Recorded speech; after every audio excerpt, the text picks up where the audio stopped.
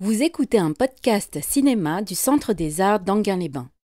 On arrive à ce film Scarface qui, dans la filmographie de Palma, est un premier film qui détonne d'une certaine manière, qui dévie un petit peu de sa filmographie qui jusque-là était très axée sur le prolongement de l'œuvre de Hitchcock.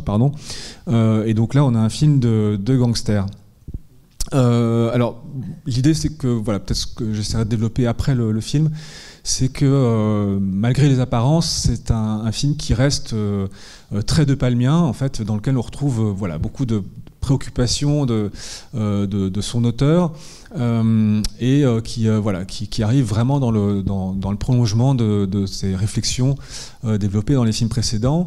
Je ne sais pas si vous vous souvenez, donc, dans Blowout avec John Travolta, hein, c'était vraiment un film qui parlait quand même de qu'est-ce que c'était que l'Amérique, un film qui se passait pendant le jour de l'indépendance, Independence Day, et qui montrait un petit peu des histoires, alors à travers le personnage de John Travolta, un enquêteur qui reproduisait un petit peu les enquêtes des thrillers paranoïaques des années 70.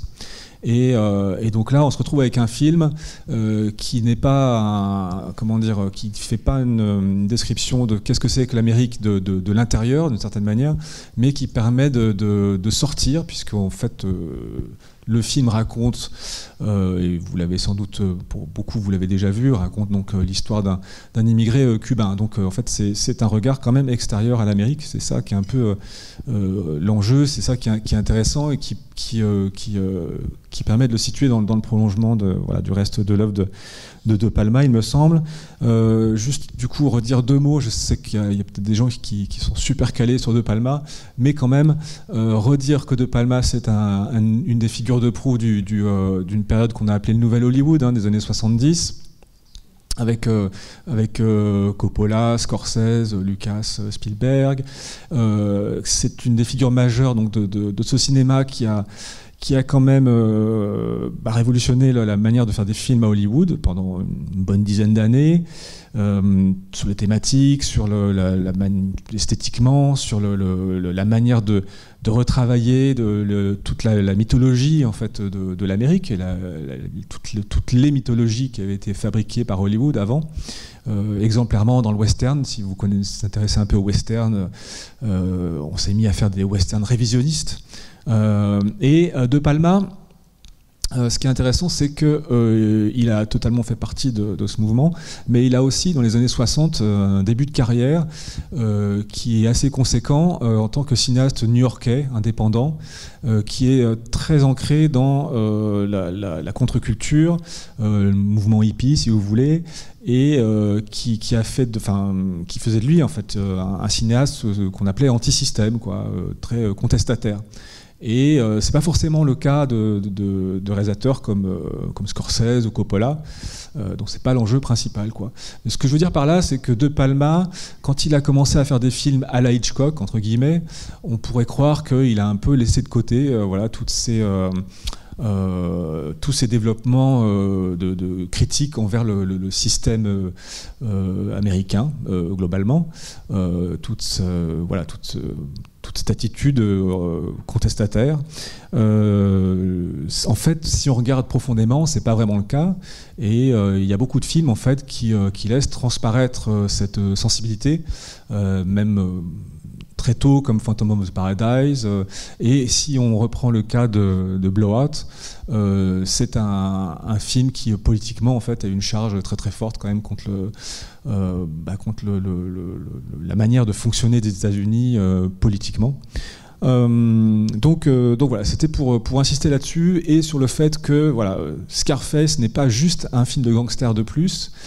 C'est un film, quand il est sorti, qui a provoqué un scandale parce qu'il était qualifié du film le plus violent jamais réalisé, très excessif, très vulgaire. Voilà, c'était beaucoup reproché. Il n'a pas énormément marché auprès du public. La critique l'a quand même bien étrillé.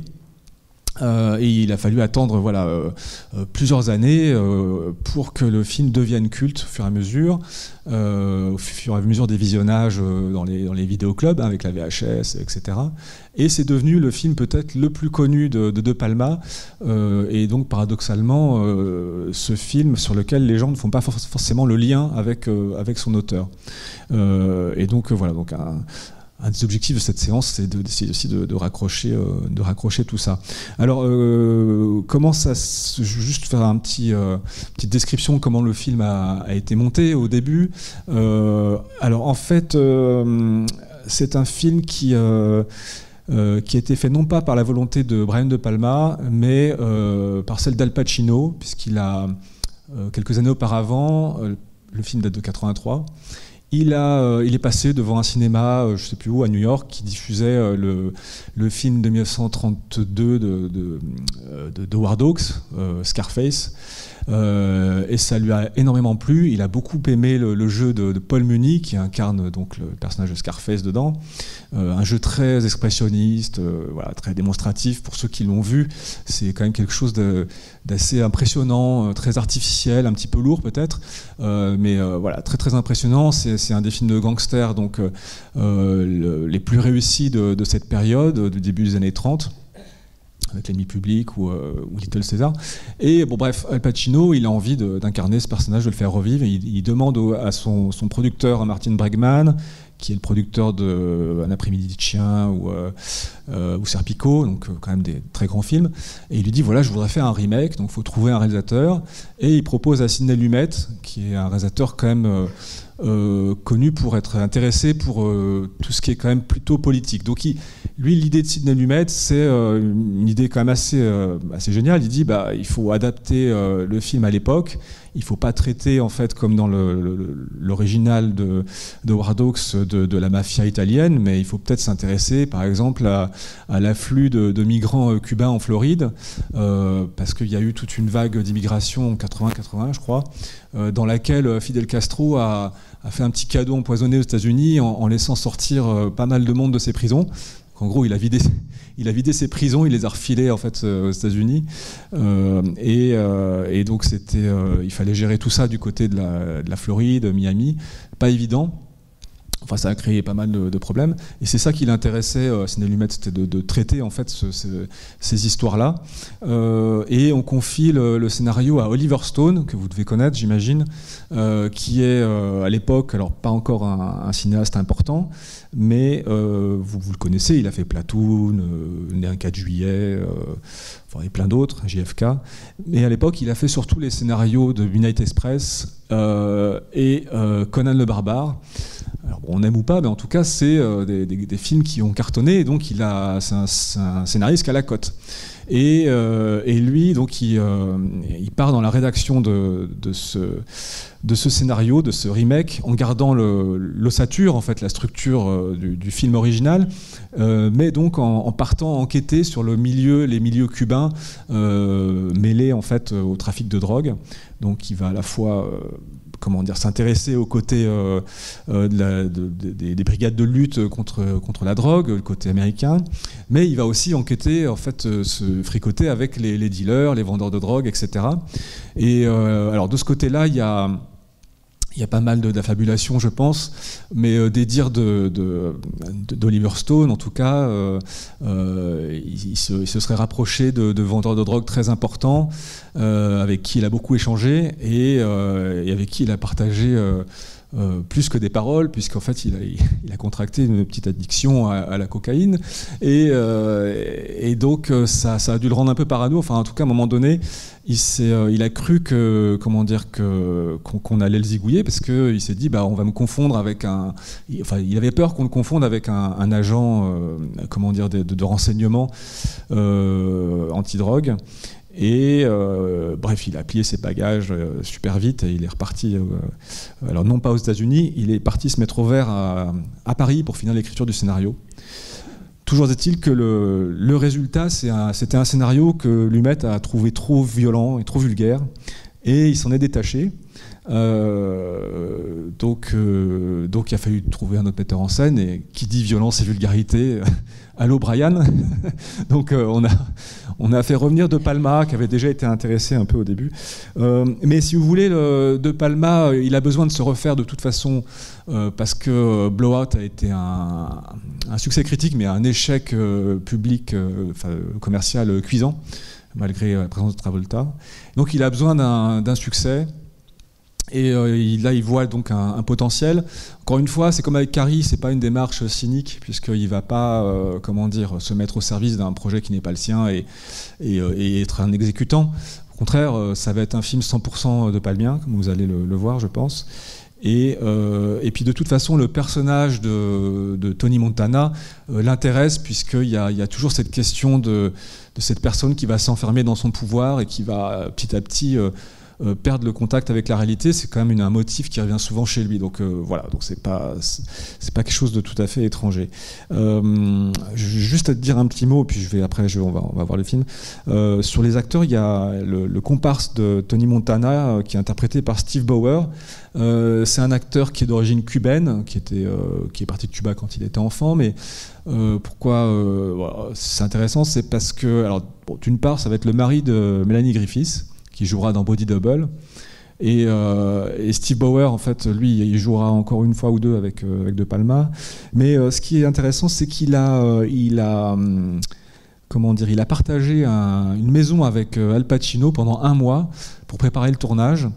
Uniquement pour apprendre à vivre ensemble, et finalement ils ont forgé une amitié assez forte qui a été bénéfique pour le film. Vous allez voir, il y a vraiment une complicité qui transparaît à l'écran. Et ce que je veux dire par là, c'est qu'ils ont pris beaucoup de temps pour répéter. Il y a vraiment un luxe qui a été accordé à De Palma sur la durée de fabrication du film qu'on lui a accordé. Autant donc dans la préparation, je crois qu'il y a 1 mois de répétition avec les acteurs, et puis en tout peut-être 6 mois de tournage, ce qui est quand même beaucoup, même pour un film de 2h50. Et c'est aussi sans doute une des raisons de la réussite du film. C'est-à-dire qu'un cinéaste comme De Palma, il a quand même besoin qu'on lui donne le temps nécessaire pour mettre en place souvent des méthodes de tournage assez minutieuses et assez complexes, quoi. Sinon, sur la musique, vous allez peut-être connaître Giorgio Moroder, et c'est assez là aussi il y a une espèce de rupture dans la filmographie de Palma, parce que c'est quelqu'un quand même qui avait récupéré le compositeur attitré d'Hitchcock, Bernard Herrmann, et qui était décédé, et ensuite c'est Pino Donaggio, le compositeur italien, qui avait pris la suite jusqu'à Blowout. Et là, De Palma fait un film qui est tellement différent qu'il a besoin en fait d'un autre type de musique. Il fait appel à Giorgio Moroder, pour ceux qui connaissent. Il a fait pas mal de tubes pour Donna Summer, et puis la musique de Midnight Express, American Gigolo, enfin c'est musique disco, synthé, un peu vulgaire, quoi, vous voyez. Et il y a chez De Palma en fait une volonté aussi quelque part, et ça on le verra aussi avec Body Double, de donner une sorte de comme une sorte de condensé ou de précipité de ce que c'est finalement, qu'est-ce que c'est en fait les années 80, qu'est-ce que c'est la vulgarité des années 80, qu'est-ce que c'est le culte du fric, etc. Enfin tout ce qu'on connaît un petit peu, qui est devenu un peu un cliché sur cette décennie, mais quand même le fait de ramener cette musique qui est associée aux boîtes de nuit, qui est associée aussi à la prise de drogue, vous verrez. Enfin voilà. Donc c'est des choix tout à fait conscients et qui sont cohérents avec le projet. Et voilà. Et donc juste finir en disant que effectivement c'est un film très très violent, mais bon, vous le connaissez. Juste garder à l'esprit que quand même De Palma, c'est un grand satiriste. Et on a tendance à l'oublier parfois parce qu'on est justement submergé par la violence, par le sang, etc. Mais il faut toujours en fait bien garder une distance avec ce qui nous est montré. Je pense que c'est un cinéma qui demande en fait à faire ce petit effort, et qui sinon je pense qu'on se laisse dépasser par la violence graphique. Voilà, le film ne s'arrête pas à la violence au premier degré, quoi. Bon, en tout cas, je vous souhaite une très bonne séance. J'ai oublié de dire que les tableaux que vous voyez à l'entrée sont ceux de Andy Santori, qui est notre peintre attitré pour ce cycle de Palma. Voilà, il est là parmi nous. Merci Andy. Et donc je vous souhaite donc une très bonne séance, et puis on se retrouve juste après pour ceux qui voudront discuter et aller plus loin, quoi. Merci, bonne séance.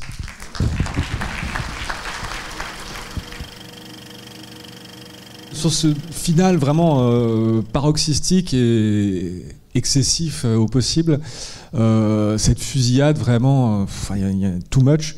Il y a une petite anecdote qui est marrante par rapport à ça. C'est qu'en fait, quand ils ont tourné cette partie-là, Al Pacino en fait s'est brûlé avec une arme qui était trop chaude, parce que bon, c'est quand même des armes qui tiraient pas des vraies balles, mais enfin qui chauffaient en mitraillant. Bon, bref. Il s'est brûlé, il est allé à l'hôpital, etc.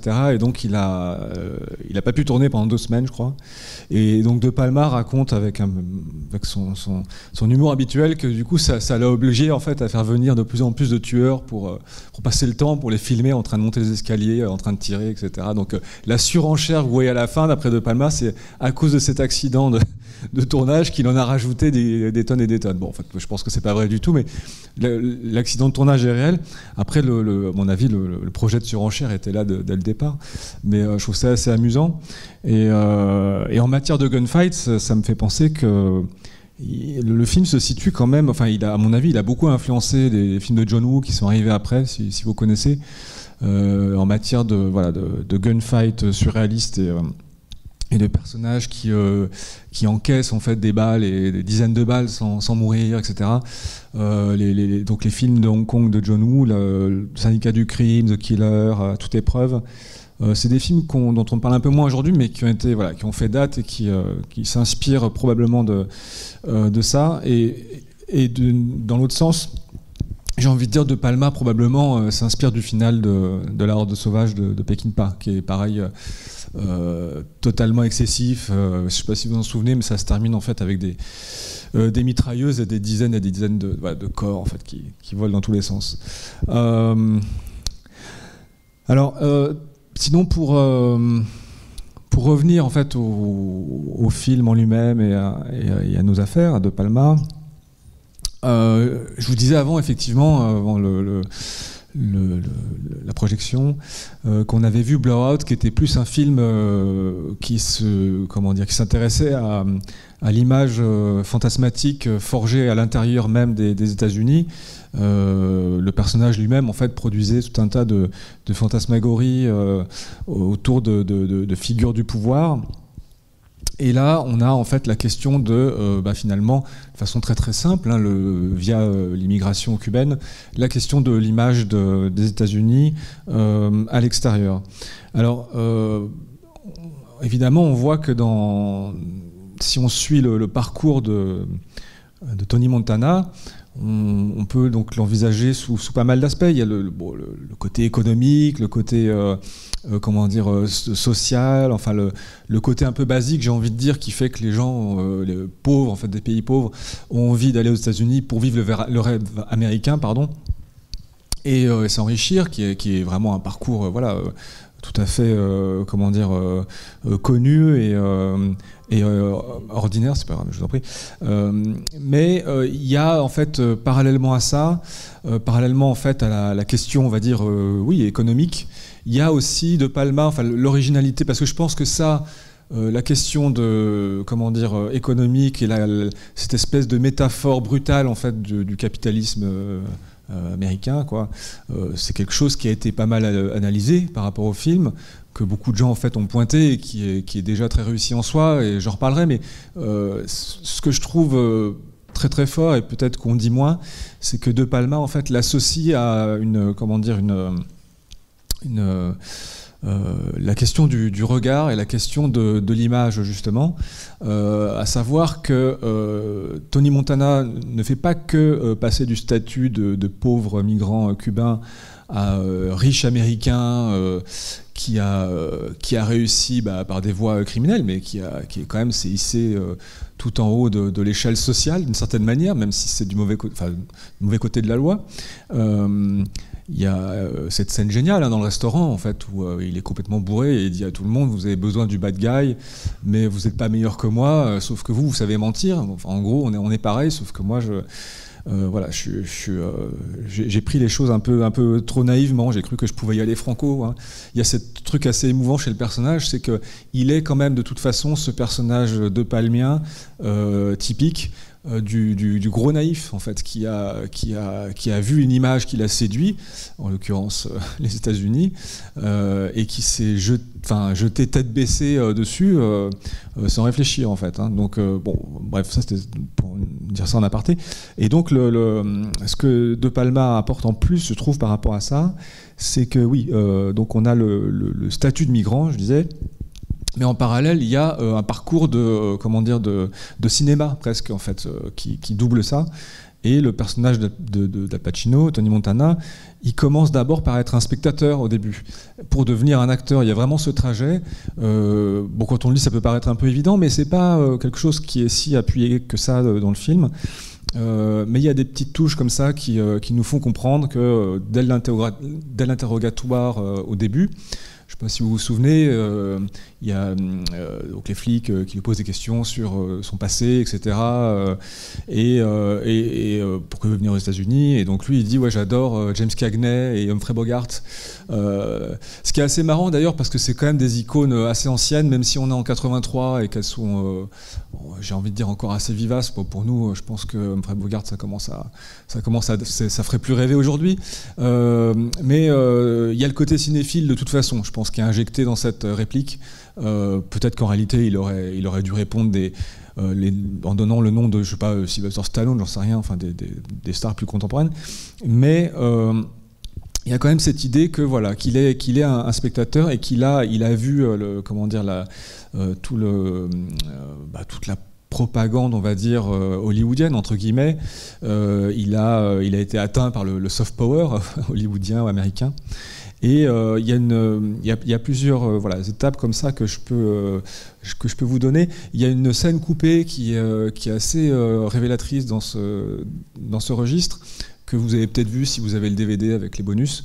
Donc quand ils sont encore dans le camp d'internement en fait, pour les migrants, à un moment donné, ils sortent d'une projection dans une grande tente et on le voit remonter l'allée devant l'écran blanc avec Manny, et en fait ils ont regardé le Trésor de la Sierra Madre et ils discutent du film qu'ils viennent de voir.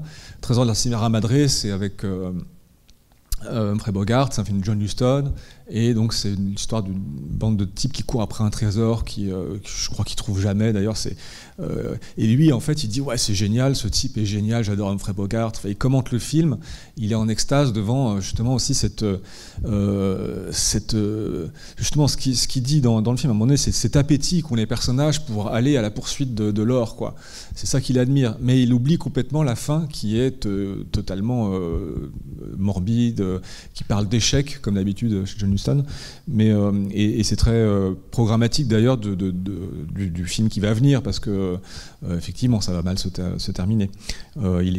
Alors donc il y a ça, et puis il y a aussi assez vite, vous savez, quand il travaille dans sa petite gargote à faire des sandwichs, et que la scène commence par un plan sur l'immense affiche qui est au-dessus et qui montre je pense que ça doit être le skyline de Miami. Donc, enfin, la ville américaine idéalisée, puisqu'elle est peinte, etc. Et on descend sur la gargote qui est juste en dessous. Donc on commence, enfin il y a vraiment la question de l'image idéalisée. Et lui, je trouve qu'il se retrouve dans cette petite caravane avec l'ouverture là, en train de regarder la boîte de nuit où tout le monde va rentrer, enfin tous les gens qui ont réussi peuvent rentrer. Il est vraiment là pour le coup aussi dans cette position de spectateur qui désire en fait entrer sur la scène, quoi. On peut y voir un écran de cinéma, mais là c'est vraiment l'idée de passer de ce statut de spectateur impuissant à celui d'acteur. Et on sait que chez De Palma, je l'ai beaucoup ressassé ici, cette question du spectateur impuissant, elle est héritée d'Hitchcock et tout ça, mais elle est vraiment, c'est une question qui traverse toute son œuvre. Et elle renvoie à notre position de spectateur dans la salle, dans le dispositif cinématographique où on est assis devant un écran et on est impuissant à agir sur ce qui se passe, quoi. Et en l'occurrence, Tony Montana, c'est ce personnage qui dit non mais moi je peux entrer dans l'image finalement et je peux participer en fait, fabriquer ma scène, quoi. Et cette lecture, je trouve, elle est très intéressante parce que elle nous fait comprendre aussi pourquoi la violence finalement est montrée comme elle est montrée dans ce film. Alors bon, je tire plusieurs films, mais bon, on essaiera de démêler un peu, mais en tout cas pour ce qui est de celui-là, j'en arrive à la séquence qui est assez tôt quand même dans le film, peut-être 30-40 minutes, mais c'est un film très long. Vous savez, la séquence du massacre à la tronçonneuse, voilà, qui n'est pas aucun rapport avec le film de Tobe Hooper, mais dans cette scène-là, il se passe plein de choses intéressantes, mais entre autres, vous avez été sans doute surpris, je pense, par la manière dont il tue le Colombien dans la rue. En fait, bon, le deal tourne mal, etc. On reviendra sur la scène après, mais il le poursuit jusque dans la rue. Et pour l'abattre, en fait, il pourrait lui mettre une balle dans la tête vite fait, et puis sauter dans la voiture et chercher ses copains. Mais en fait, si vous regardez la scène, elle est assez incroyable. Il y a un plan très large, et il prend le temps de courir pour se positionner en face de lui, à peu près à, je sais pas, 3-4 mètres. Et sur l'écran, donc ça le met à gauche, bien de profil, et il prend le temps de l'appeler et de lui dire « regarde-moi ». En plus, il y a toujours cette idée, il faut regarder, là, même dans la salle de bain, l'autre il le force à regarder. Voilà. Et on a vraiment la sensation en fait, qu'il met en scène en fait, cet assassinat, cette mise à mort, non seulement dans la rue, en pleine rue Miami, en plein jour, et devant tous les touristes. Et c'est pas juste un pétage de plomb, d'un petit malfrat. On sent bien qu'il y a un besoin quand même de mettre en scène cette violence pour justement asseoir son pouvoir, en fait. C'est-à-dire que ça fait partie du jeu, quoi. C'est-à-dire que voilà, le film est quand même beaucoup fabriqué là-dessus, et c'est pour ça que lui reprocher en fait sa violence est un peu je pense ne pas comprendre que c'est une description de la violence telle qu'elle commence en fait à être mise en scène par l'Amérique dans les années 80. On entre quand même dans un autre régime en fait de représentation de la violence. De toute façon, on reviendra là-dessus, mais globalement, la violence qui est déployée dans les films d'action, par exemple, des années 80, n'est pas du tout la même que celle qu'on a vécue qu'on a vue dans les années 70, quoi. Et il y a une brutalité en fait qu'on trouve par exemple dans les films avec je sais pas forcément les meilleurs, mais enfin le tout venant, je sais pas, Chuck Norris, Steven Seagal, ce genre de trucs, une brutalité en fait qui n'était pas là avant, mais une brutalité voilà hyper réactionnaire et entre guillemets fière d'elle, c'est-à-dire qui s'affiche, quoi, vous voyez. Enfin, moi c'est comme ça que je le perçois, et donc la volonté de s'afficher, je trouve qu'elle est très très bien traduite dans le film, que ça fait partie du jeu en fait. C'est pas voilà, il suffit pas de gagner de l'argent, il faut l'afficher aussi, quoi. Tout est dans ce processus, quoi. Et en termes d'image, vous aurez remarqué aussi quelque chose d'assez incroyable, c'est la position littérale qui est occupée par le personnage Tony Montana, qui lorsqu'il est interrogé par les flics, vous avez vu qu'il est un peu comme encerclé, donc la caméra tourne autour de lui. Il y a un petit côté lion en cage, quoi. Il est emprisonné. Mais surtout, après, littéralement, dans le camp, moi je trouve que c'est une idée extraordinaire, c'est que le camp est situé sous l'échangeur d'autoroute. On voit vraiment tous ces trucs à l'américaine qui passent au-dessus, là, très impressionnants. Et je me dis quand même, c'est incroyable, c'est sans doute documenté, j'imagine que c'était comme ça pour certains camps à l'époque.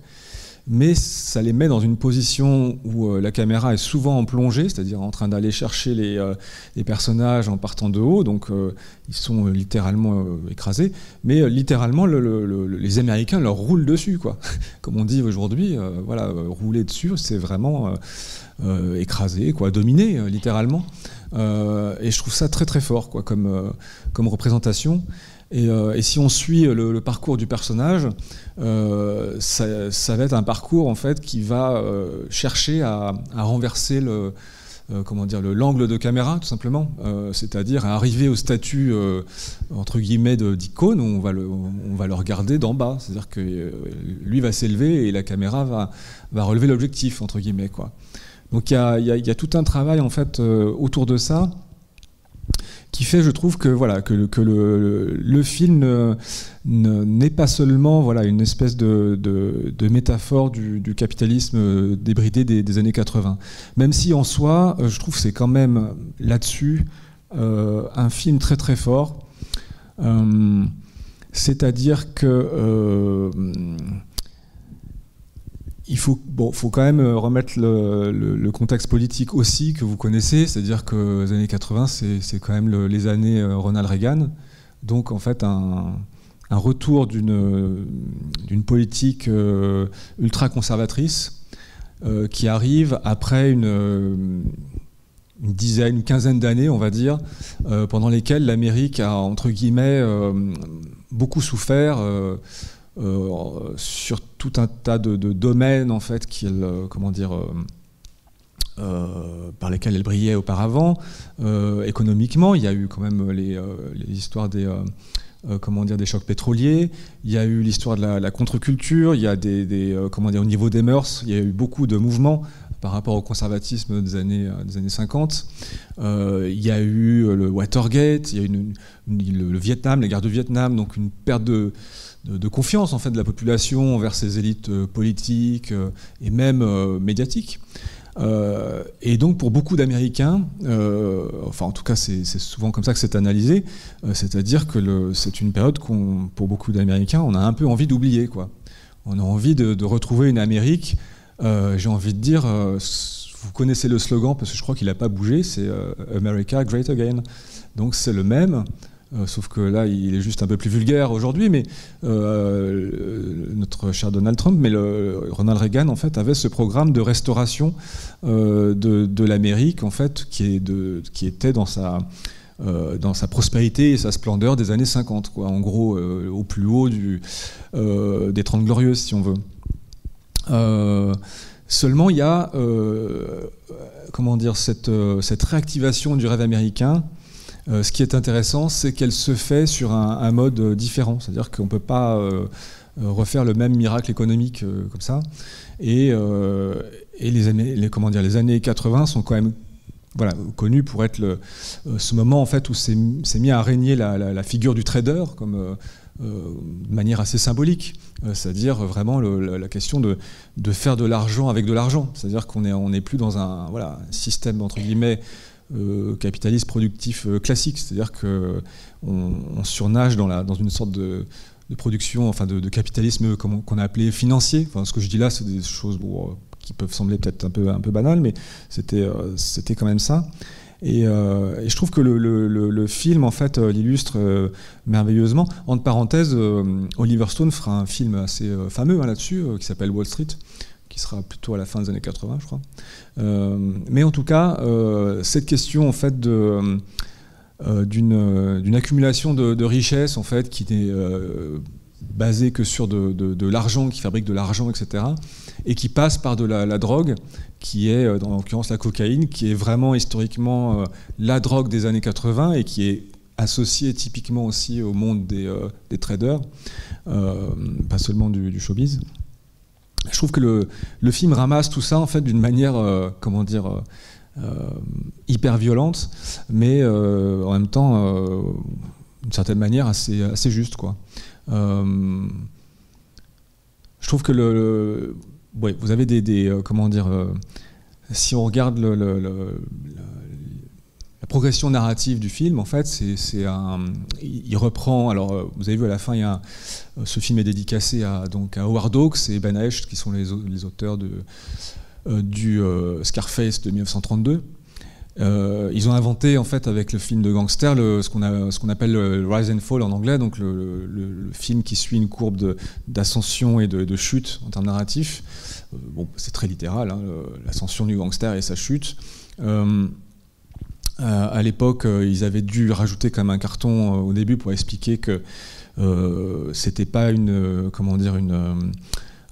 ce film n'était pas fait pour justifier les actions des criminels issus actifs dans la mafia italienne, et que Scarface, c'était un film qui voulait faire un exemple avec Scarface de la honte de la nation, quoi, en gros, voilà.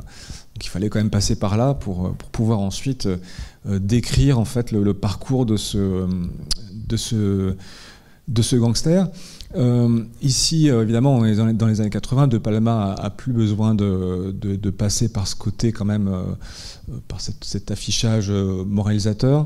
Mais je trouve ça très intéressant, en fait, qu'il ait choisi, en tout cas, c'est Oliver Stone, qu'il ait choisi la drogue, puisque ce qu'on comprend bien dans le film, c'est que la cocaïne, en fait, c'est ce qui vous donne, en fait, un espèce d'afflux d'énergie hyper violent à partir de rien, qui vous fait monter très très haut, et qui, quand c'est plus actif, ça vous lâche, et puis vous retombez de très très haut, quoi.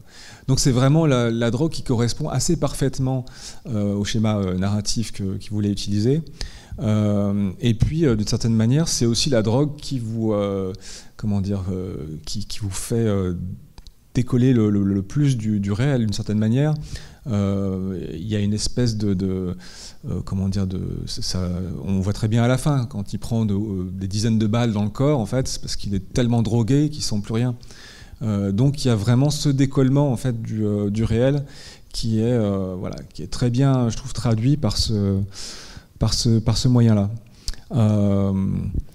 Voilà, donc après, alors oui, je pense que de toute façon c'est des choses qui sont assez évidentes, je ne vais pas trop insister là-dessus, mais j'aimerais juste revenir un petit peu sur la fameuse scène de la tronçonneuse, qui est quand même absolument incroyable, quand le type ouvre sa valise où il y a la coke, et puis il n'y a pas un pistolet, il y a une tronçonneuse. Ça fait quand même partie des trucs où on ne peut pas s'empêcher de sourire, quoi. Bon, alors on peut être terrorisé, et puis évidemment, moi, je sais pas vous, moi quand je l'ai vu à 16-17 ans, j'étais juste horrifié. Mais en fait, avec le recul, bon, c'est Brian De Palma encore frappé, quoi. Je veux dire, là, et vous verrez dans Body Double, c'est pas une tronçonneuse, c'est encore autre chose. Je vous laisse le suspense, mais ce que je veux dire, c'est que cette scène est assez incroyable, puisqu'elle joue beaucoup sur la question du regard, comme je vous disais, que finalement le pouvoir réel aux États-Unis, c'est pas seulement avoir l'argent, et puis comme dit Tony Montana, on commence pas par les femmes, on commence par l'argent, ensuite le pouvoir et ensuite les femmes. Mais c'est aussi surtout en fait la capacité justement à orienter le regard. Et cette scène est quand même très spéciale, parce que évidemment on a une douche, donc une scène de douche, donc comme on est chez De Palma, on dit oulala, bon, forcément référence à Psychose, et ça c'est sûr, automatisme, mais en fait non, c'est-à-dire qu'il y a, par rapport à Psychose, il y a effectivement en commun le fait qu'on ne voit rien, en fait, finalement, de l'horreur réelle de ce qui se passe, ce qui lui coupe quand même un bras et une jambe, je crois, mais on voit absolument rien. On force Tony à regarder, mais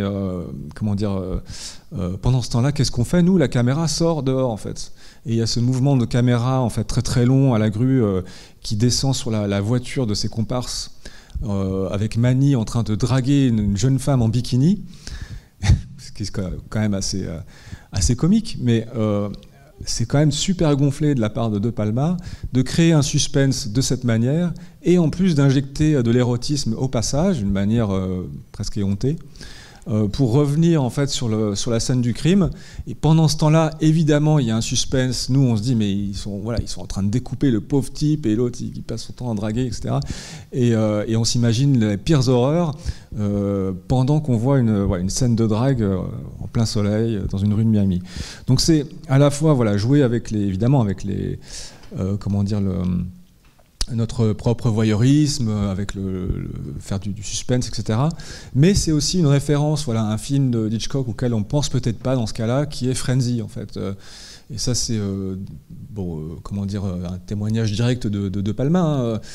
C'est-à-dire que il y a deux choses, mais principalement, dans Frenzy, je ne sais pas si vous l'avez vu, c'est peut-être l'avant-dernier film Hitchcock. Ça parle d'un tueur, un psycho-killer, qui tue des jeunes femmes d'une façon atroce à Londres. Et lors du premier meurtre, Hitchcock décide de nous montrer le meurtre en entier. Et alors c'est viol plus meurtre. On a tout. C'est super cru, c'est extrêmement violent, c'est très dérangeant. Hitchcock expliquait qu'il l'a mis dans les 20 ou 30 premières minutes du film. Comme ça, il terrorise le spectateur une bonne fois pour toutes, et après, il n'a plus besoin en fait de montrer les meurtres. Ce qui est une technique assez étonnante et assez neuve pour l'époque quand même. Et effectivement, De Palma disait, quand je fais cette scène, prise en entière, pas juste la tronçonneuse, mais aussi la mise à mort dans la rue, etc., les gens savent quel est l'univers en fait finalement des dealers, ce qu'ils sont capables de faire, sortir une tronçonneuse, découper un gars, mettre à mort quelqu'un dans la rue, etc. Une fois qu'on a vu ça, on n'a pas forcément besoin de voir tant de crimes que ça derrière. Et on n'en voit pas tant que ça. On en entend parler, etc., jusqu'à la fusillade finale. Mais d'une certaine manière, il pose en fait quelque chose d'une manière très très forte, traumatique, traumatisante. Et la deuxième chose, c'est que dans Frenzy, la deuxième ou la troisième fois que le tueur emmène une victime chez lui pour l'assassiner, la caméra les suit en montant l'escalier, ils franchissent le palier, ils ferment la porte et la caméra recule très lentement en faisant le trajet inverse à reculons, si bien que le spectateur, en fait, en voyant ça, imagine tout à fait l'horreur de ce qui se passe à l'intérieur puisqu'il l'a déjà vu une fois. Et c'est une technique absolument géniale. Mais d'une certaine manière, le mouvement de grue de la caméra qui descend dans la rue, etc., renvoie un petit peu aussi un petit peu à ça, enfin d'une façon un peu différente, mais fait de toute façon travailler notre imaginaire par rapport à ce qui se passe à l'intérieur. Sinon sur la question du regard, vous aurez de toute façon, je pense, été frappé par la séquence de l'hélicoptère.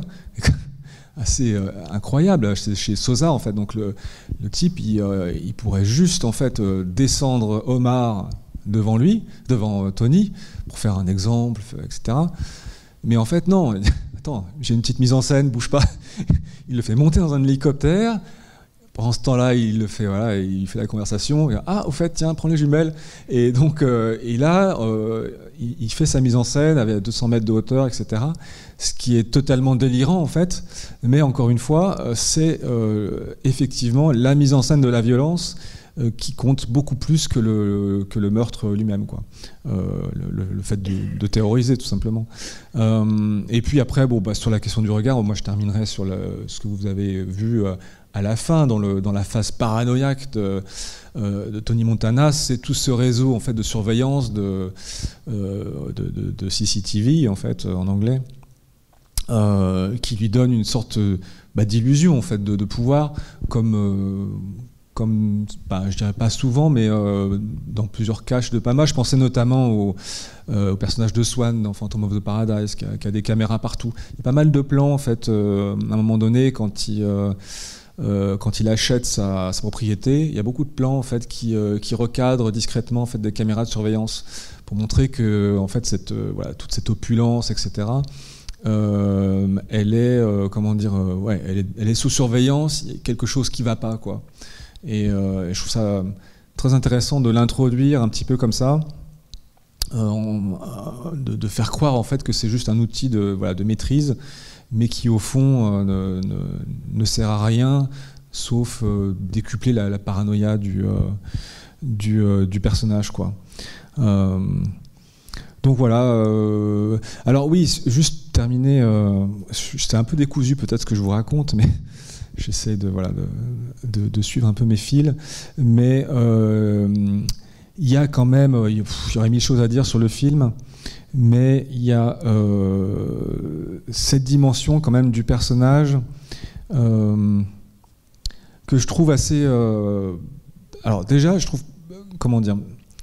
Bon, on reviendra sur la question peut-être de la perception du film, mais sur la question du la naïveté presque du personnage qui arrive aux États-Unis et qui voilà, sur la question, voilà, c'est ça ce que je voulais vous dire, sur la question de la frontière, parce que finalement, qu'est-ce qu'il fait? Il ne fait que rejouer en fait comment dire, le rêve des pionniers qui est celui qui est lié à la question de la frontière. Le mythe de la frontière, donc au départ la conquête de l'Ouest, et la question de la frontière, voilà, comment dire, est très spéciale dans ce film. C'est-à-dire que c'est pas du tout évidemment comme les cow-boys, même si lui, donc, il a vu les films américains, les films hollywoodiens, il a aimé tout ça. Mais comment dire, le mythe de la frontière aux États-Unis, il a ceci de fascinant, c'est qu'en fait ça veut presque dire l'inverse de ce que c'est qu'une frontière, c'est-à-dire que la frontière, c'est ce qui est sans cesse reculé. C'est pas du tout en fait la limite qu'on va atteindre pour en fait boucler le territoire et après tout va bien. La conquête de l'Ouest, à un moment donné, on a pu penser que c'était ça, c'était d'arriver jusqu'en Californie et puis ah bah ça y est, c'est l'océan, c'est terminé. En fait, c'est pas du tout ça. À mon avis, les États-Unis, c'est une frontière qui n'a pour vocation que de reculer sans cesse. Et à partir du moment où elle ne recule plus, à partir du moment où vous avez une limite qui est fixée, vous êtes mort. Et en fait, c'est ce qui se passe avec Tony Montana, c'est-à-dire qu'à partir du moment où il refuse de tuer les enfants, il est mort. C'est-à-dire qu'il a mis la première limite du film, elle est là. C'est la seule limite qui se met. Il dit non, moi je veux pas tuer les enfants, quoi. Et vous avez remarqué que juste après c'est terminé, quoi. On vient le chercher, on lui dit non, mais là t'as pas fait le boulot finalement, t'es pas allé. Mais le fait qu'il ait aucune limite, ça c'est un truc qui est à mon avis intimement lié à cette notion de frontière, qui n'est pas ici une frontière liée à l'espace classique, mythologique, mais qui va être liée, comment dire, beaucoup plus à l'argent, tout simplement, qui va être liée à un matérialisme intégral et, comment dire, sans limite. Enfin, il va acheter... à un moment donné, il ne sait même plus quoi faire de son argent, finalement. Le problème, c'est que c'est même le banquier, en fait, lui dit, faut quand même trouver un moyen de blanchir tout ça, donc il faut trouver une autre frontière à faire bouger d'une certaine manière, quoi.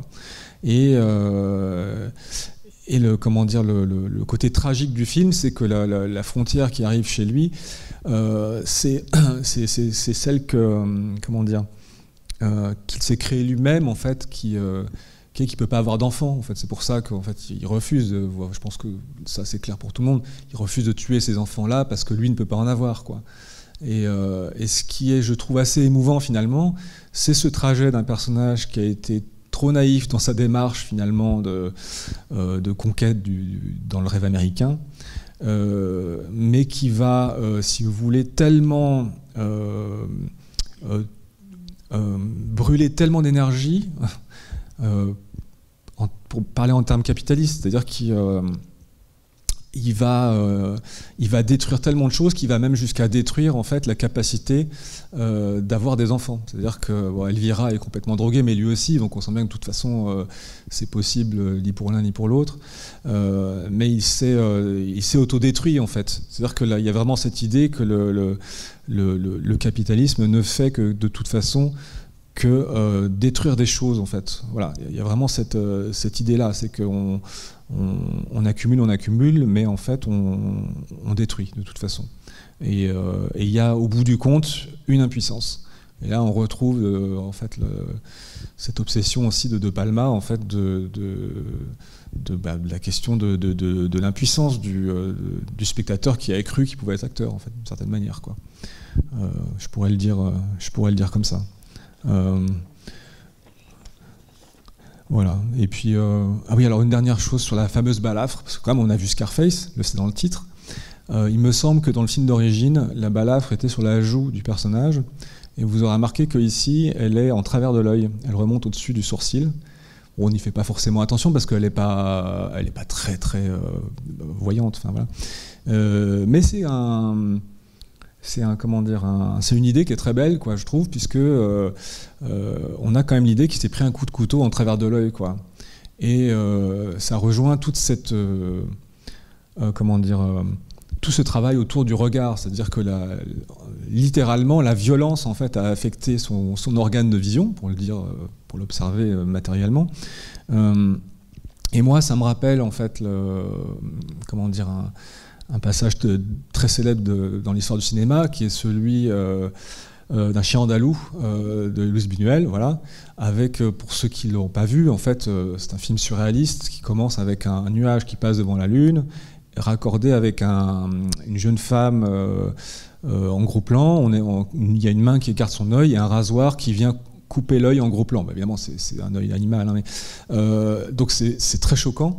Mais à la suite de ça, il y a un film en fait qui va faire défiler une quantité de visions fantasmagoriques, surréalistes, enfin, on peut qualifier comme on veut, mais c'est comme si vous voulez, si la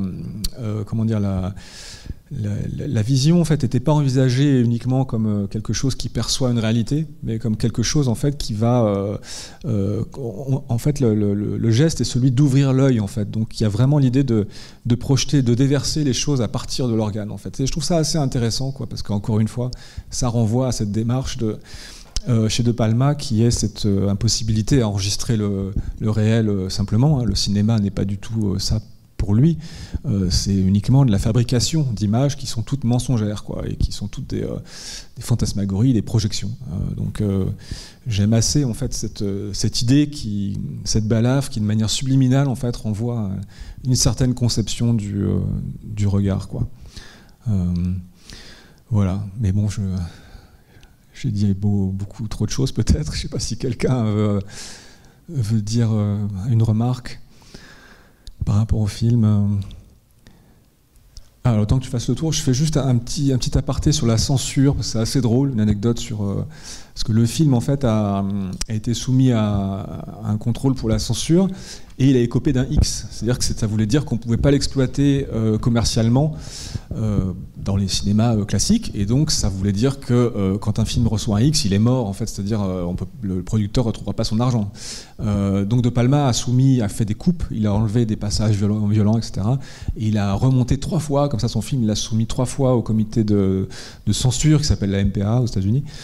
Et ça marchait toujours pas. Et au bout d'un moment, il en a eu marre. Il a dit bon, faut trouver une autre solution. Et il a réuni en fait des gens qui connaissaient, des producteurs, des amis réalisateurs, des psychologues, des spécialistes, des critiques de cinéma, qu'il a réunis, et il leur a demandé en fait de venir avec lui, de faire une réunion spéciale avec les responsables de la MPA pour leur expliquer en fait le bien fondé du film.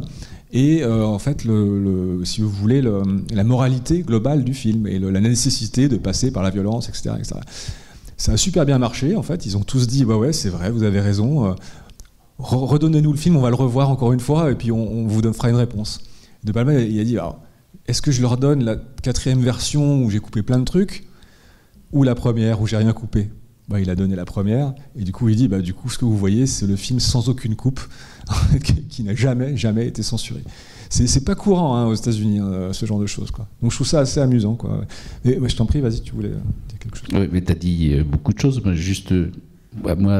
j'avais vu le film il y a 40 ans, ça, je ne l'ai pas revu depuis, donc il y a évidemment plein de trucs dont je ne me souvenais pas, donc juste quelques petits trucs que j'ai repérés.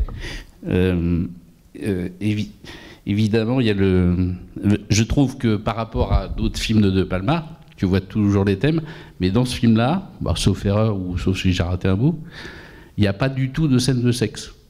On voit juste une poitrine dénudée d'une jeune femme avec manie. D'ailleurs, c'est rigolo parce que les draps, les 2 fois où on voit des draps, ils ont tous couleur or, donc le lien pour aller accéder aux femmes pour avoir de l'argent, il est quand même assez fort. Et t'as pas du tout, tu vois pas du tout de scène de sexe, ce qui est quand même assez rare. Et de la même manière, évidemment, tu l'as dit, la fameuse scène de la salle de bain. Donc évidemment, ça fait. Sauf qu'en fait, c'est un film où personne se lave en fait. C'est-à-dire qu'en fait, il y a une scène dans la salle de bain, mais personne ne se lave. Il y a la scène, on en reparlera après, mais il y a la scène de l'espèce de jacuzzi qui est extraordinaire là. Oui, mais il se lave pas en fait. Non, oui, il est vautré comme s'il était dans un canapé. Oui. En fait, c'est assez rigolo. C'est-à-dire, je sais pas, ça donne l'impression, je sais pas, est-ce que ça veut dire que là, il donne une vision d'un bout de l'Amérique, comme tu dis, où c'est pas vraiment l'Amérique, ou en tout cas, c'est pas les Américains historiques qui sont sur le devant de la scène. Mais c'est comme si, en fait, c'était une partie de l'Amérique qui, effectivement, rêve d'accéder au pouvoir, etc., par tous les moyens, mais qui, en fait, sont même pas dans le registre de se donner une forme de propreté, si tu veux. Tu vois, c'est assez bizarre. C'est un truc qui se lave pas, quoi. Alors c'est intéressant comme remarque, mais je pense que c'est lié en fait à la question de la chair, qui est de toute façon, il y a un plan quand même avec Manny qui est au lit avec une jeune femme au début dénudée, mais bon, c'est quand même relativement chaste. En tout cas, par rapport au degré de violence qui est développé par ailleurs, c'est vrai qu'il y aurait pu avoir du sexe effectivement. Mais alors, il est vrai. Alors chez De Palma, oui, il y a. Il faut dire quand même que le sexe chez De Palma, ça se passe quand même rarement bien déjà. Ah, jamais. Donc, et le truc, c'est que là, finalement, ça se passe même pas. Il n'y a rien du tout, quoi. Et c'est le personnage de. Ils en parlent beaucoup, mais ils le font jamais. Oui. De toute façon, à un moment donné, sur la fameuse séquence c'est pas un jacuzzi, c'est je sais pas comment on appelle ça, une baignoire ronde, enfin, je sais pas, géante. À un moment donné, il s'engueule avec Elvira et ah non, c'est pas là qu'elle lui dit. Enfin bon, en gros, on fait jamais l'amour, quoi. Enfin, on comprend plus ou moins que il se passe pas grand-chose. Ils sont tellement défoncés tout le temps, de toute façon. Et puis donc, et parfois je me dis, mais est-ce qu'ils ont eu le moindre rapport sexuel tous les deux ? C'est pas sûr en fait. À un moment donné, il y a lui, pour l'humilier un peu au restaurant, il évoque des choses un peu, il fait des remarques sur la sexualité, mais qui paraissent pas très crédibles. En plus, il est bourré et tout. Bon, je sais pas. Mais oui, moi, je suis plutôt pour cette hypothèse en fait où il l'a même pas touché en fait. Et ouais, probablement. Mais de toute façon, c'est on vit dans un univers publicitaire là. C'est-à-dire que c'est vraiment pour moi, ce film est il résume en fait d'une certaine manière toute l'esthétique clip et pub des années 80 d'une façon extraordinaire. Et on est en 83, donc il est au début. Mais Elvira, en fait, c'est vraiment un personnage qui semble sortir d'un magazine en fait de papier glacé. Elle est d'une maigreur en fait morbide, comme les mannequins à l'époque, je crois. Et pour la petite histoire, oui, cocaïnée. Et pour la petite histoire, elle a fait un peu l'inverse de Robert De Niro à la même période. Hein. Elle n'a pas mangé des pâtes, elle a juste rien mangé du tout pendant des semaines pour atteindre ce stade de maigreur, quoi. Mais oui, voilà ce que je pourrais dire. Et je pense que, forcément, il doit y avoir un petit peu un lien, mais la place des femmes dans les films de Palma est toujours quand même un peu particulière. Et là, justement, alors, par le fait qu'on parle de sexe, mais on n'en voit jamais, les personnages féminins, je trouve, encore plus que dans d'autres films de Palma, quelque part, elles sont dépeintes comme n'ayant plus rien à faire, en fait. Parce que comme il n'y a plus de sexe, quelque part, entre guillemets, elles ne servent plus à rien. Ce qui fait qu'on voit bien qu'Elvira, c'est un vrai fantôme, quoi, qui a envie de rien, qui mange jamais, elle se drogue. Et la sœur, en fait, à un moment donné, elle prend au mot ce que lui dit son frère en disant « va t'amuser », puis en fait, elle n'a pas le droit. Donc en fait, tu es dans un schéma où les femmes ont un rôle super fantastique. Le seul rôle féminin, finalement, qui a un peu d'épaisseur, c'est celui de la mère, quoi. Oui. Et puis, et justement, c'est une mère, donc il n'y a pas question, c'est pas possible. La question du sexe n'est pas envisageable, en tout cas, pas dans ce contexte. Mais Elvira, de toute façon, la première fois qu'elle apparaît, vous vous souvenez, c'est dans l'ascenseur transparent. Là, elle arrive. Moi, j'ai pas pu m'empêcher de me dire, on dirait un des objets design en fait de la pièce qui arrive, quoi. Je dirais, elle est de dos, elle est complètement, comment on dit, objectivée, je crois. Enfin bref, c'est terrible à dire, mais enfin c'est vraiment une chose, quoi. C'est affreux, quoi. Mais elle est, de toute façon, il se l'approprie comme, comment dire, comme sa nouvelle Porsche, quoi. Voilà. Donc ça, bon, je crois que c'est assez transparent. Après sur Gina, oui, c'est assez affreux. Bon, il y a alors après, ce qui est intéressant, oui, là, il y a le côté très, comment dire, j'ai envie de dire, oui, très latin quand même, et puis mais surtout un rapport de la part de Tony complètement pathologique en fait. C'est-à-dire qu'effectivement, à force de s'enfermer en fait dans son délire mégalomaniaque et justement de plus voir le réel et de se déshumaniser, parce que c'est quand même ça aussi ce que fabrique le capitalisme en fait. Je pense à travers ce que le film en décrit, en tout cas, je ne sais pas, il y a peut-être des capitalistes fervents dans la salle, je ne sais pas, pourquoi pas. Mais en tout cas, à travers ce film, c'est ce que je pense, c'est le discours qui est développé, c'est que ça déshumanise. Et en l'occurrence, lui, il se referme dans sa bulle, et finalement sur la sphère familiale, et donc effectivement, oui, il fantasme sur sa sœur, c'est terrible, mais ça devient incestueux, donc il y a vraiment un côté décadent, mais au plus haut point, en fait. C'est incestueux sans l'être pour les raisons qu'on vient de dire. Et limite, c'est incestueux sans l'être pour les raisons qu'on vient de dire. C'est le fait qu'il a des rapports avec sa sœur qui de ce registre-là, mais quand sa sœur lui dit, en fait, il a l'air super surpris. J'ai l'impression qu'il n'avait jamais réfléchi à ça, tellement c'est pas son sujet, en fait. Oui, il s'en rend pas compte. Il est dans le chose. Et il y a deux autres trucs, moi, qui m'ont fait penser à ça, enfin, pas à ça, à autre chose. Sur la scène de l'hélicoptère, évidemment, ça fait penser à Apocalypse Now quand même, hein. C'était quelques années plus tard, et peut-être qu'il y a peut-être un petit clin d'œil aux camarades, du moment. Ouais. Et de la même manière, je ne sais pas si tu t'en souviens, dans les premiers temps, quand il commence à être sur le coup, mis sur le coup, d'aller faire ce qui sera finalement un bain de sang en Floride, là. Al Pacino, il se met un petit bandeau rouge autour des yeux, pour de la tête, il le rattache. Ouais. Et en fait, ça c'est exactement la référence, je me souviens, c'était Jean-Baptiste Toré qui en avait parlé d'ailleurs, du côté un peu peau rouge, quoi, du côté indien, qu'on retrouve avec Pacino et Christopher Walken dans Voyage au bout de l'enfer, qui se mettent aussi le bandeau, et puis aussi le côté suicidaire. Bradley Cooper dans American Sniper aussi, il a son truc. Et donc un truc dans lequel tu sens que t'as les non-dominants qui sont sur le chemin de la guerre pour aller faire quelque chose, quoi. Oui, mais c'est vraiment... Ouais, mais c'est toute la brutalité aussi du parcours en fait du self-made man en fait qui doit se faire, enfin comment dire, dont la violence en fait est le moyen de la réussite. Et je répète à nouveau que la violence devient en fait, elle commence à faire partie du spectacle en fait de l'Amérique. Et ça c'est un truc peut-être on le dit pas assez, mais je crois que je le pense vraiment. C'est que c'est pas juste le glamour, quoi, l'Amérique. Enfin, l'image que l'Amérique renvoie au monde, c'est pas juste le glamour, Humphrey Bogart, je sais pas, ou récemment, j'en sais rien, Taylor Swift, ce que vous voulez. Mais c'est aussi la violence, en fait, bizarrement. Et je pense qu'il faudrait penser à ça, c'est-à-dire que la violence qu'elle projette sur le monde, enfin l'image de la violence, la mise en scène de la violence qu'elle projette sur le monde, fait partie en fait de son pouvoir d'attraction, je pense, et de séduction. Mais c'est peut-être terrible à dire, mais je pense que c'est vrai. Et le film le montre d'une façon, à mon avis, terrible. Et encore une fois, il est dans un registre, comment dire, je vous parlais du registre publicitaire. Il y a une scène qui, à mon avis, l'illustre très bien. C'est le moment, ce qu'on appelle les montages séquences. Quand il commence à faire vraiment beaucoup d'argent, il y a le compteur de billets qui s'active, une musique disco là qui arrive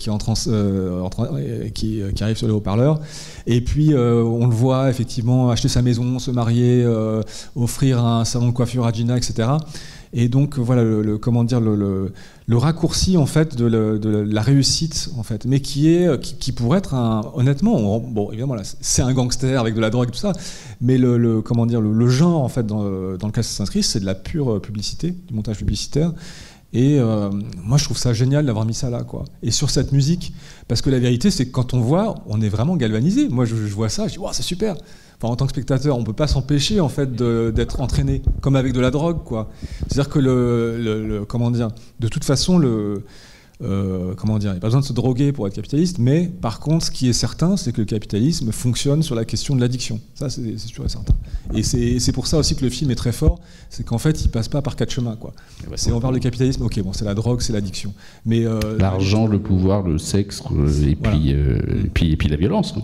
C'est vraiment un truc très très addictif, hein. Et avec aussi comme état que par rapport, je dirais, on va dire le capitalisme, je dirais plus ancien, où on faisait plus seulement de l'argent avec l'argent, c'est comme la drogue, c'est-à-dire qu'avec la cocaïne, etc., les effets de la drogue et les effets de montée de l'argent sont très très rapides, et comme ça va très très vite, bah, tu arrives rapidement aux limites dont tu parlais, c'est-à-dire qu'en fait tu raccourcis le cycle de l'accès à un plaisir plus ou moins fantasmé, il en faut et toujours qui, plus, de toute façon, etc. Voilà. De toute façon, les gens qui ont connu l'addiction connaissent ça sans doute très bien, mais c'est quand même très raccord avec le projet, je pense, politique, quoi, de Reagan, quoi. C'est-à-dire que le projet, c'est quand même de réactiver, comment dire, une Amérique qu'on a fantasmé extrêmement prospère et dans les années 50, ce qui est pour une grande partie sans doute vrai, hein, mais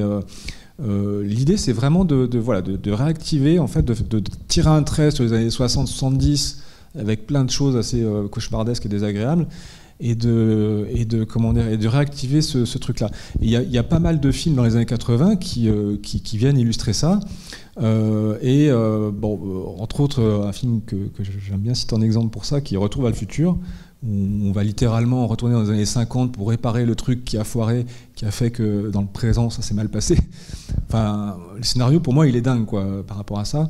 Et par rapport à la séquence publicitaire que je vous décrivais, je trouve ça assez amusant parce qu'elle me fait penser à un autre montage. Alors, on peut en trouver dans différents films, hein, des séquences comme ça, mais il y a un film particulièrement qui me revient comme ça, c'est Rocky IV. Qui, quand on dit ça comme ça, on se dit Rocky IV, c'est quoi ce truc qui regarde encore ça? En fait, c'est super, envoyez-le. Non, mais c'est comment dire, c'est un pur produit de l'Amérique réganienne, et c'est Rocky qui affronte le champion russe. Donc c'est génial parce qu'en plus on est quand même dans un moment où l'Amérique est quasiment sur le point de gagner. C'est-à-dire que l'Empire soviétique est déjà quand même en train de perdre la course aux armements, etc. C'est-à-dire que comment dire, il y a quand même une dimension où l'Amérique est quand même en train de, comment dire, pas de pédaler dans le vide, mais il y a beaucoup de bluffs aussi. Enfin, on sait très bien que il y a des programmes sur la course aux armements, il y a eu beaucoup de bluffs de la part des Américains, mais il y a une grande partie en fait de la réussite économique réelle des années 80 qui en fait n'a pas de, enfin comment dire, la réussite économique des années 80 n'a pas tant de réalité que ça en fait. C'est-à-dire que c'est quand même beaucoup basé en fait sur de la com, sur des choses en fait qui sont pas réelles, quoi. Enfin tout ça pour dire que dans Rocky IV il y a une séquence super comme ça de montage séquence où on voit les deux s'entraîner, Rocky d'un côté et le Drago, je crois qu'il s'appelle, de l'autre. Et il y a un montage pareil, hyper galvanisant, avec une musique entraînante, etc. Et qui est sur un mode publicitaire. Mais on est dans de la pure propagande, en fait, si on veut, d'une certaine manière. Mais qui n'est pas basé sur aucune réalité, quoi. Et pour aller vers ça, justement, dans les années 80, mais ça s'est redécuplé de plus, hein, on a revu, justement, le côté très, à la fois politique et propagandiste du cinéma américain, en fait. C'est-à-dire que le cinéma lui-même est un produit d'appel qui soigne l'attractivité du pays. C'est-à-dire que tu as eu ça à l'époque du Hollywood. Ouais. Tu as la période des années 70 qui était tellement dépressif à tout point de vue qu'il donnait quand même beaucoup moins envie de l'Amérique, effectivement. Les années 80, tu as ressorti justement tous les trucs. Rocky, Rambo, là, vous avez résumé exactement, tout. Tous les trucs qui donnent de l'adrénaline, quoi. Je veux dire, le sexe, la drogue et la violence là-dedans, c'est quand même chouette, quoi. Ouais. Alors, bon, voilà, après, c'est... faut pas dire que le sexe, c'est mal, hein, non plus. Mais en tout cas, oui... Ça dépend des conditions, quand même. Est-ce que peut-être il y a d'autres questions Oui Ce qui est très très drôle d'ailleurs dans le film, surtout sur la fin, parce qu'on parle donc de la montée avec la drogue, c'est la montée de la hauteur des tas de drogue posés sur le bureau. On passe quand même de la petite spatule, du petit machin. Ouais. On a l'impression qu'à chaque fois qu'il sort, qu'il rentre, on a redéposé un sachet de cocaïne. À la fin, il y a carrément une montagne. On s'est dit, il ne va pas avoir assez de narines, quoi. Vous voyez son nom de famille, Tony Montana. Oui. Mais sinon, c'était de la poudre de bébé, en fait. Parce qu'il sniffait vraiment des trucs, parce que je pense pas que ça peut se truquer, enfin en tout cas à l'époque ça savait pas faire, et il sniffait de la poudre pour bébé, et à un moment donné je crois qu'il était malade parce qu'il avait dû trop en prendre, mais non, mais c'est vrai que c'est fabuleux, et puis ce nez de clown en fait, surtout quand il relève la tête, quoi. Oui, puis c'était filmé, c'est presque, on avait et à un moment même on sait pas, il hésite entre aller chercher une arme, ou puis il regarde, il a l'œil qui va sur, est-ce que je vais me mettre le nez dedans, est-ce que je vais mais là Al Pacino est quand même vraiment génial, et le fait que ça soit il fait quand même partie de ces acteurs comment on appelle ça, de la méthode, quand même un peu cabotin quand même, hein. Bon, bref, et donc et là il est génial parce que ça raccorde tellement avec le personnage qui est en train de sombrer dans la folie, pétage de plomb total, et il a une façon de bouger, je trouve, qui est vraiment extraordinaire, quoi. C'est sans Al Pacino, quoi, le film aurait absolument rien à voir. Mais alors moi, ce qui m'a gêné par contre pendant tout le film, c'est que j'ai passé mon temps à me dire, mais je les trouvais très attachants, tous ces personnages, et je me disais, mais non, mais c'est des truands, enfin, on est du côté des méchants, et c'est horrible en tant que spectateur, on a des sentiments, ils sont mignons, même son acolyte, là, il est tellement mignon. Ils sont charmants, ce petit couple avec sa sœur. Alors qu'en fait, c'est les gens les plus détestables du monde, et finalement, chacun a ce qu'il mérite, quoi. Alors, bien sûr, mais ça, c'est comme un vieux truc, quoi, du cinéma. Évidemment, vous vous souvenez que Hitchcock arrive à nous faire trembler pour le tueur, quoi. Vous vous souvenez quand même même dans Psychose, où le personnage n'est pas sympathique, quand il essaie de faire disparaître la voiture dans le marais, vous vous souvenez, avec Marion Crane qui est dans le coffre. La voiture descend, il regarde, elle s'arrête, on dit ça se trouve elle va pas aller jusqu'au bout, etc. Donc enfin il y a comment dire, une capacité en tout cas à créer de l'empathie avec des tueurs, quoi. Mais de toute façon ça c'est c'est. Mais je trouve que là vraiment, moi en le revoyant, je me dis mais j'ai vraiment de la compassion pour le personnage de Tony Montana. Évidemment c'est une ordure, et en même temps je me dis c'est quand même fou, quoi, comment dire ce parcours, de faire ce parcours et de tomber de si haut, et d'être naïf à ce point-là. Moi, c'est presque touchant en fait, d'une certaine manière, et que finalement, d'une certaine manière, si je vais au bout du raisonnement, ce qu'il y a de plus dégueulasse dans tout ça, c'est quand même ce qu'il a appâté au début, quoi. C'est-à-dire, en gros, cette espèce de mirage américain.